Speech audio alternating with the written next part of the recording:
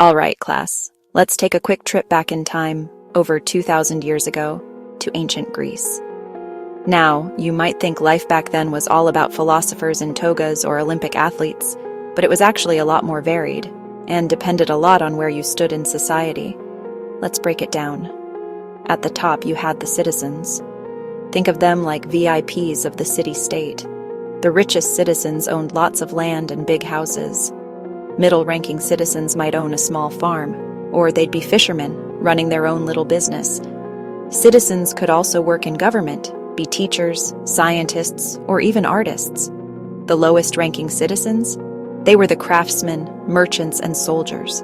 So, everyone had a role, depending on their status. But not everyone was a citizen. People who weren't citizens couldn't own property. They worked for wealthier people as cleaners, gardeners, and cooks. And below everyone were the slaves.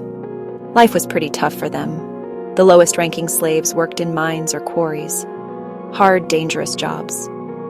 Some worked on farms or in grand houses, while slaves with special skills could be nurses, teachers, or craftspeople. But what about when the workday was over? How did the ancient Greeks relax? Well, the rich spent a lot of time improving their minds, talking about politics, religion, and philosophy. Kind of like having a debate club with your friends.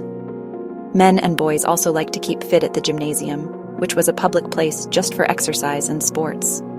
The Greeks absolutely loved theater.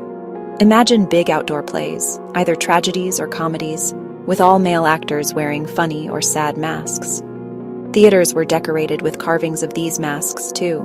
Women and slaves, on the other hand, usually went to the agora, the main market, to shop and catch up on news.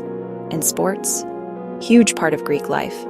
Most cities had a stadium for running races, and every 4 years the biggest event of all, the Olympic Games, brought athletes from all over the Greek world. Imagine 50,000 people watching the games, cheering for their city-state.